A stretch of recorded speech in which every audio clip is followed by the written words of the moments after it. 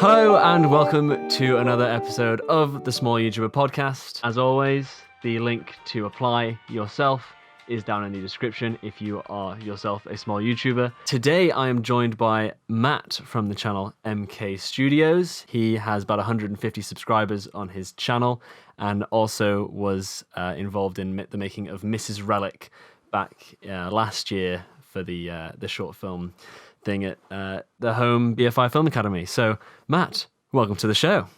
Thank you for having me. It's good to be here. How's life? How are you doing? Well, not too bad. Generally. Lockdown stuff, but that's about it. Yeah. I mean, as this is recording well in advance, so we may even be out of lockdown by the time this goes out. But yeah, as of recording, we are about to go into the big November lockdown. So we shall see what happens about that. But are you just going to stay at your uni accommodation for that? Yeah, I am. There's no point going home, really. Fair enough. So, tell us a bit about yourself, your channel, and what you do on your channel. Well, mainly it used to be about urban exploration and abandoned buildings and all that stuff, climbing mountains, but recently I've just started throwing all of my uni stuff on there because I can't really go out and do anything at the moment because of lockdown, and I don't want to risk my life going to somewhere and potentially getting ill. But I am getting back into it, so hopefully in the next couple of months I'll be back rolling again. All right, cool. So you've got more things down the pipeline. Yes, possibly I do. Post lockdown. Have you got like pre-recorded stuff that you just need to edit? I do. I have that video which I still need to do because yes, yeah, you went to...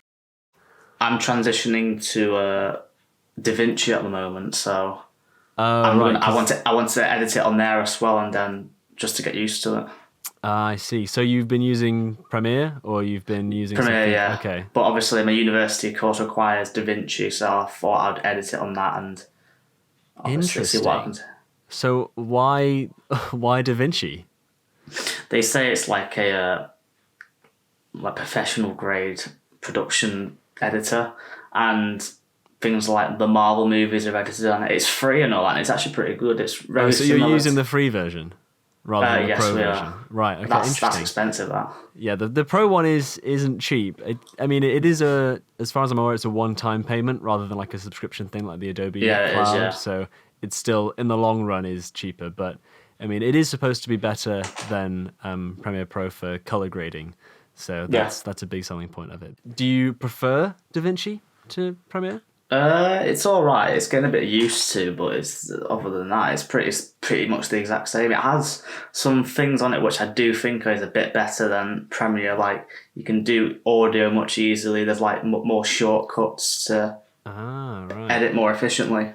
Yeah, because I used to use Sony Vegas for editing, and there were some features in Sony Vegas that I was like, I wish Premiere does have this. So, there are certainly some things that Premiere's lacking. But I did download DaVinci a few months ago to sort of have a look at it, but I never got around to it. I couldn't face it. Premiere is just like my safety blanket. Oh, I know, same here, but it's actually all right, to be fair. Yeah. Going back to MK Studios, it's fairly self-explanatory name because it's just your initials plus studios. What sparked the creation of the channel? What made you want to have your own YouTube thing? Well, it used to be like I just put a few gaming videos out, like Roblox back in the day, like 5-6 years ago. Back in the day, Roblox, yeah. To be honest, some of my first videos were Roblox too, so I can't speak on that. Hey, it got me about 10k views, so I'm not going to complain there. Not bad. Yeah, not bad. Are those? I assume those aren't public. Those videos anymore. I can't remember if they are or not. If they are currently, they won't be very soon. Oh, I know. Yeah, so I just thought, why not? I like editing, I like film production, may as well put it out there and just show other people what I can do. Right, even though it doesn't get as a lot of audience attention, like I only have 150 subscribers for the last 3 years, whatever it is, but I'm not too bothered about that. Right, so what are the goals for your channel? Are you wanting it to become a bigger channel? Are you hoping to, upload more regularly in the future? Or is it just still an outlet for the odd student film that you make? It's mainly just like I want to like get more attention on it, more people viewing it. I do want to put more content out there. It's just finding the right audience, the right time to upload, and everything in between, really. Yeah, because for the algorithm, it really favors regular uploading on a every week or every few days or something. So Yeah. it is. Well, the it's tricky to algorithm balance. on the algorithm on YouTube is very, very tipsy turvy at the moment. As I can Fickle, understand. yeah, very much so. Talk to me about the Paradox Network, because you you posted a video sort of about explaining what it is, but I want more information on what is the Are you still part of the Paradox Network? What is it? So it's a individual run company for small YouTubers to grow bigger. Yes, I'm still part of it. I've been part of it since August 30th of last year. And it's a pretty good place. There's about 7 of us, but the highest YouTubers there's at 16,000 subscribers. And I'm now the one of the managers on it, or admins, or I can't remember what the name is, but I've just been promoted to that. And yeah, it's a pretty good place to meet smaller content creators, share info, and everything in between, as I say. Right, It's pretty so good. possibly any small YouTubers watching this may want to check it out. Is it Definitely, yeah. It's open for pretty good. applications? Yes, they are. They're open for applications all the time. We're always looking for more people, and obviously, the more people we get on it, the better, the more recognition it gets. Great. So, all right, I'll if you're looking for a network, there you go. A little cheeky plug there. So obviously we know each other from filming Mrs. Relic in Manchester this time last year. I miss some days. Yeah, it was good. I actually tried to get Edward and Alan from 10 Minute Trips. I tried to get them to sign up for this year's academy, but they wouldn't do it. I wonder how they're managing it, because I know. they were still running it this year, but I can't imagine they still can with lockdown coming in. Unless it's like how I'm my uni course at the moment. Like in the next week, I'm filming a production. Well, we may not be doing it now because of COVID, but the way we did it was just we planned it all online, and then you film it as if you're going to do it, or you actually film it together. But obviously, there's still the risk of COVID. But unless they're doing it online and they're doing like Zoom calls or something like that. It's not the same though. You can't be as creative on Zoom. So No. I am glad that we did ours when we did the last cohort before COVID. Yeah, they must be so limited as to what they can actually plan for. Wow. Because I mean, we just had like the world was our oyster. We could just go, we could throw out ideas and not have to worry about how COVID would affect them. Well, the best production we had was that one. I think we were number 7, weren't we? Yes. No, 7, 6, 7, 8, 9, something like that. So going back to Mrs. Relic, are there any specific behind the scenes moments that you specifically remember from that? Any stories to tell from the creation of that film? One of my favourite moments was seeing you getting your throat slit open. That was just class. That was good, yeah. I was very cold, I seem to recall. You were. Because, yeah, I mean, we filmed it this time last year, I think. Yeah. Possibly 53 weeks ago. I think it was sort of late October. Yeah. So it wasn't warm when we were filming. Wasn't. So me in that very thin long sleeve, covered in freezing cold blood, out in the open. It wasn't warm. Well, I had to put with that soupy stuff, and I'd be on the floor for a good half an hour in just t-shirt and trousers. Oh yeah. You didn't have exactly a luxurious experience. No. But I forgot that you feature. You do a little cameo, so people may recall your Oscar-winning puking from Mrs. Relic. It was disgusting, that stuff. I still remember it to this day. You and Josh. What did they make it out of? Was it just beans? It was like vegetable soup mixed with non-toxic fake blood. Nice. So it It was disgusting. didn't taste good. Lovely. It was ice cold as well, which didn't really. Oh, they didn't bother to heat it up. Come on, that is No. not. It's not what you want there. Not at all. What would you say are the best and worst moments from that entire BFI Film Academy experience? The best was obviously the whole production, working with people who have the same passion as you, and then creating something you're proud of. But probably the worst moment is just like can't really remember much of moments I didn't like. It was just The vegetable soup. Vegetable soup. Yeah, fair enough. Yeah, can't forget the multiple Saturdays we had to sacrifice for it. Yeah, it was a big time crunch. How far away were you from home cinema? Was it a big trek for you twice a week? About 40 minutes, 20-minute walk to the tram stop, then 10, 15 minutes or 15, 20 minutes on the tram. And I'd be there. It's not too bad. I mean, it was 2 hours one way for me. I mean, worth it still, but I definitely travelled the furthest out of anybody there. Going back to your channel, how many places have you explored so far on your exploration channel? So I've been to Wales, Spain, Canaries, which is still technically Spain, and then mainly just England, really. Right. What's the most interesting place you've ever been to? Is there one that sticks out as being like your favourite of the bunch? Probably Snowdonia on top of my head, because I just love the mountainside. Yeah. Going to the Canaries was good and all that, experiencing like the hot weather and all. That's all good and all, but I like terrain and mountains and the whole beauty of it was. It's nice to just look at it and just think you can go and explore it. Did you go at a nice time of the year? Because this time of the year, Snowdonia is not really the best place to be. Well, all times I've been, 2 or 3 times, it's all been cloudy. It's been all right on the way down, but on the way up, it's just snow, rain, ice, and everything. Yeah, that is fairly typical of Wales in general, to be honest. I mean, every time I've been to Wales, it has just poured down on me. So. Oh, I know. Tell me about it. It's still nice though. Still good to get out. Yeah. Other than you've obviously mentioned the one you've got in the works at the moment, but where is the place that you'd most like to go to next on your? I'd like to go to, relating back to mountainslides, I'd like to go to Innsbruck in the Vienna. Yeah, Innsbruck and mountainous areas, because obviously they're taller and I want to go further and see what else there is.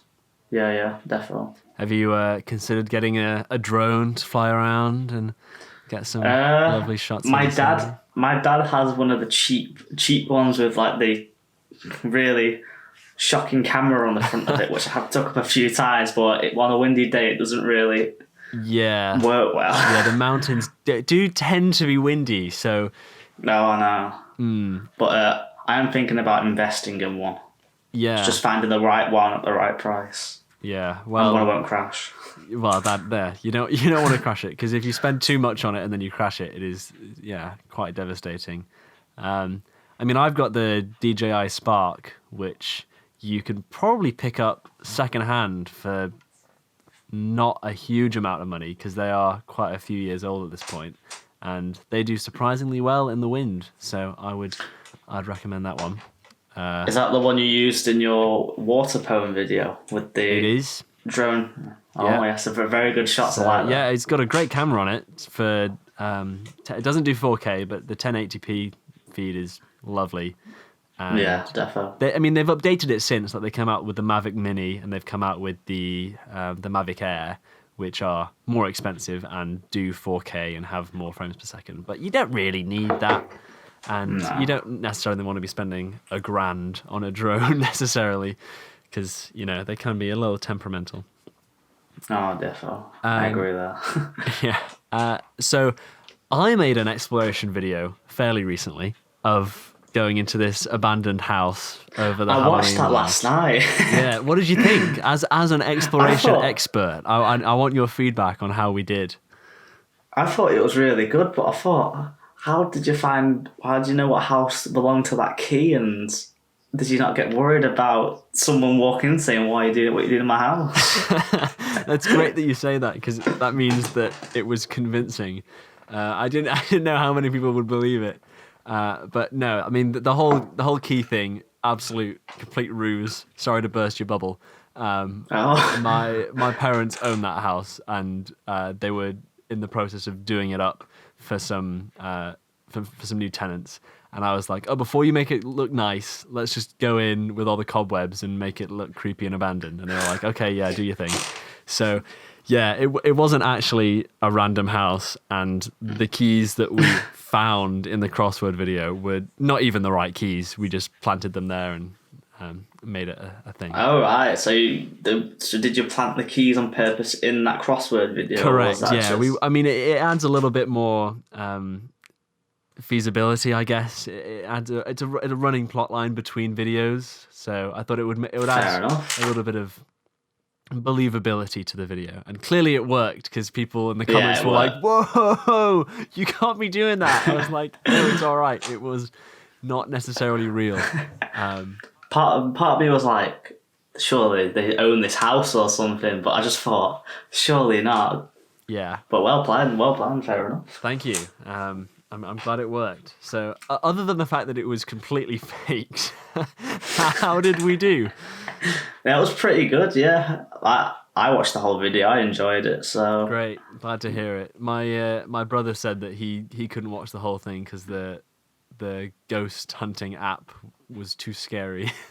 Oh, I saw that. I saw that. I was just like, I don't really listen to them because it's just fake. I know. I mean, they're absolutely they just put ghosts in there and make them. But it was good for the video, I think, because Edward just riffed off it and it was quite funny. So speaking of the exploration community, is there a particularly big exploration community on YouTube? What is the community like? It's quite...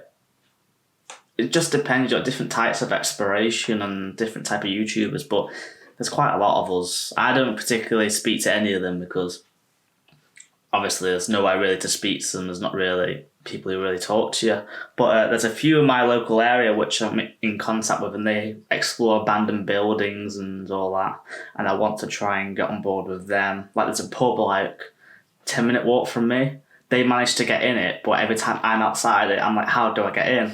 And these people just recently got into it, so I kind of want to try and get into it. All right, so possibly a collab with these people down the line, or maybe. Well, we'll see. Okay. So do you watch other exploration channels? Are you a fan of any other big exploration channels out there, or do you just sort of make your videos and don't really watch anybody else's? I like exploring with Josh. He does pretty good videos. I don't know if you've seen him. No, can't say I'm. He explores like the Chernobyl ruins and abandoned buildings. That's quite good. Yeah, just some other small YouTube. It's up there. There's places to go. Oh no, yeah. How did he get permission to go to the? Did he go in the reactor?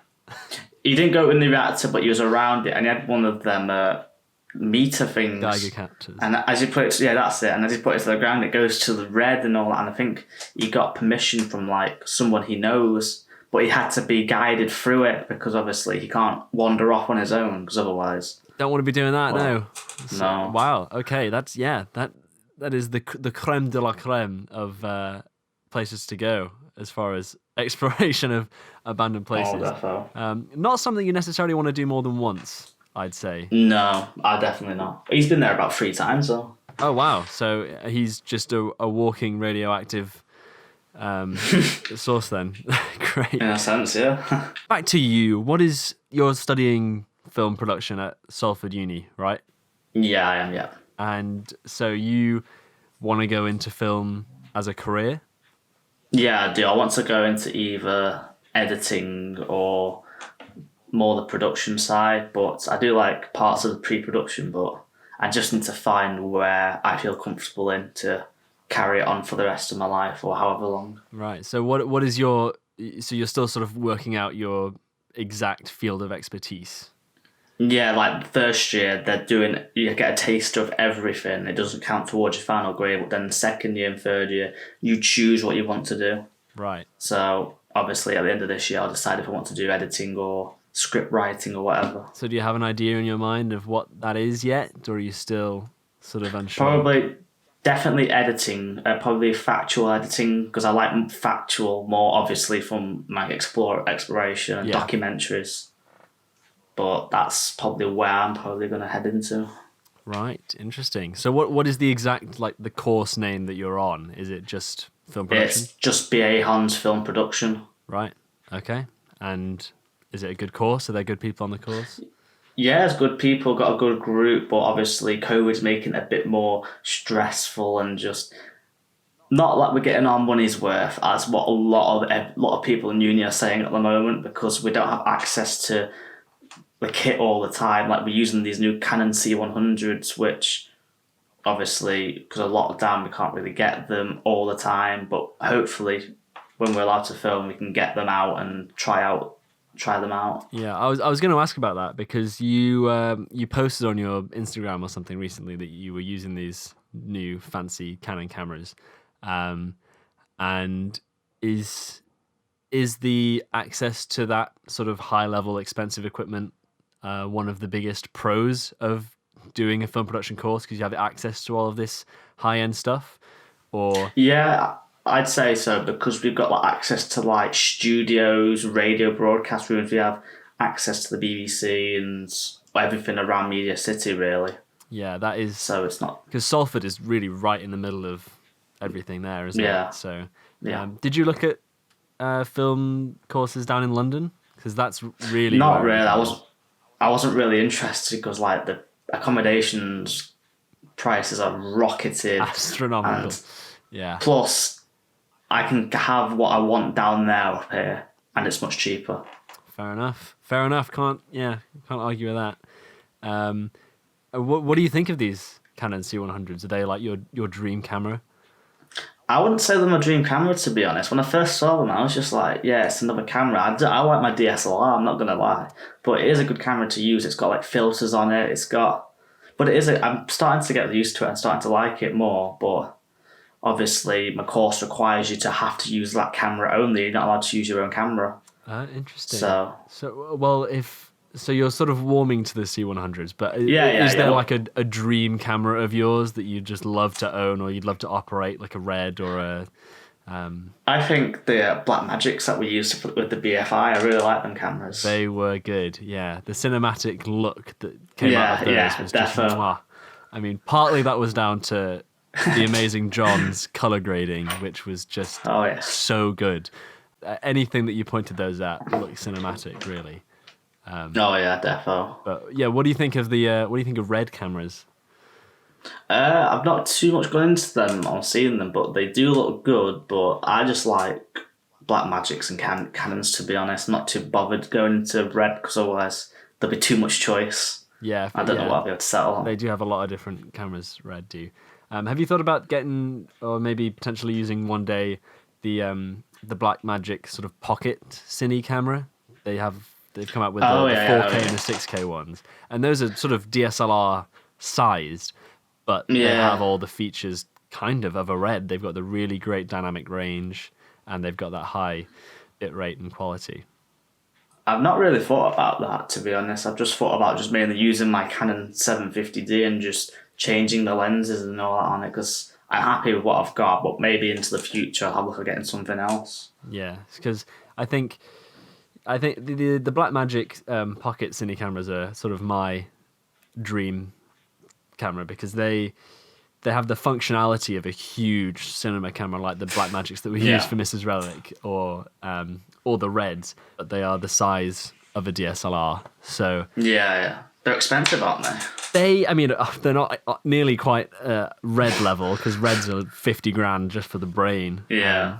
But I think the Blackmagic Pocket ones are maybe 4,000 or 5,000. So still, very expensive, but not quite in Arri Alexa or Red territory. Those are just ridiculous. The Arris. Oh, I know. Tell me about it.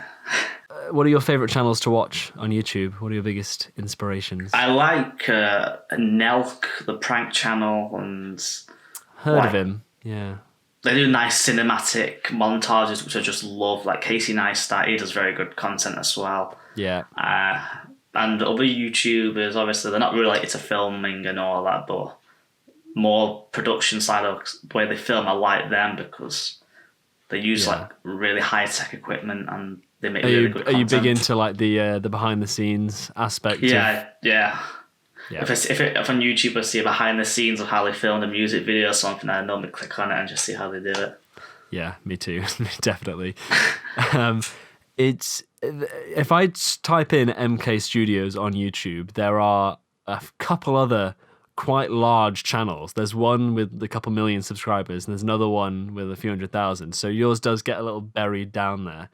Well, that's one problem I found when I renamed my channel. But if you type in MK Exploration, which is the former name, my channel comes up straight away. So interesting. I'm not sure what I'm doing on that because I was talking to the guys on the Paradox Network and I was saying, do I change my name? But the manager was just like, you're going to mess up the algorithm. And obviously I think I fall into that trap by changing, obviously, to MK Studios. So possibly, yeah. So rebranding, possibly not always the best idea. Oh, unless, I know.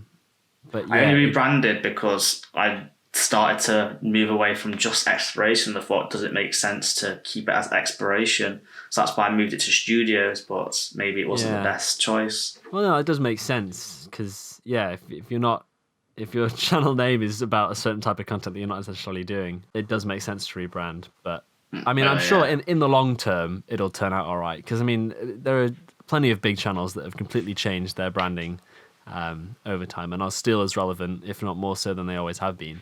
The example that springs to mind is a channel called Matthias. You heard of him? Oh, yeah, I know what you mean, yeah. Yeah, so he did a bunch of music videos to start off with, then he did like Q&As and Reddit videos or whatever, and then since then he's completely changed to calling his channel Dope or Nope, and he just does product reviews, and he's become so much more successful as a result. But he's completely rebranded his channel, and he's hugely successful now.